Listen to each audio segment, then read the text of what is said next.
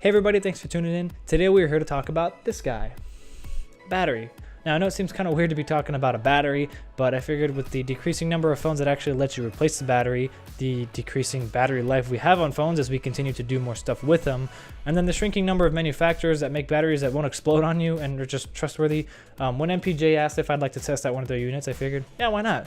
So like I mentioned earlier, this is for the LG G3, and it's pretty much been stress tested in every single reasonable environment you can think of. I'm very active on my phone. A normal day for me will get about 3 to 3.5 hours of screen on time, and as with everything else, your mileage will probably vary. I'm very active with social media. I use Snapchat a lot just to communicate with people. I don't even text that much anymore. I'm weird. And then of course Google Plus and all this YouTube stuff too. So if a battery can get me through most of the day, which this surprisingly was able to do, it's a score for me. Now it's not going to give you crazy battery life in comparison to the stock battery. It will do exactly how the stock battery did. And that right there is the kicker.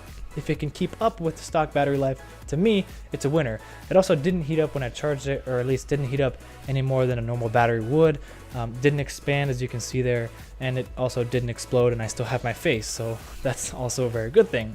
And I just think it's important for people to realize that when you're trying to find a battery, don't cheap out on it, because a lot of the times when you get the batteries from like an overseas manufacturer or just something that doesn't seem very trustworthy, it's because it probably isn't.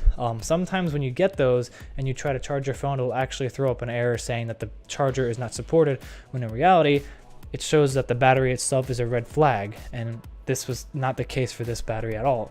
It supported it just fine. It charged at the normal speed and it outputted power just at the normal speed. This battery was actually even tested in Mexico.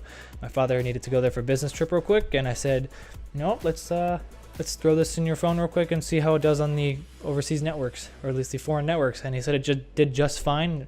Didn't even notice that there was a replacement battery in it. And that right there is kind of the big thing. Like I said earlier, if it performs like a regular battery would, then it's done its job in my opinion. So thank you once again to MPJ for sending this battery down to me. I mean, I don't have a whole lot to say. Just check them out. Doesn't mean you necessarily have to buy from them, but I think that coming from me, they are definitely a trustworthy manufacturer. You will still have your hands and face if you use their battery. If it explodes, I'm not liable for that, but it won't because I said so. As always, thank you for watching, and I will see you in the next video.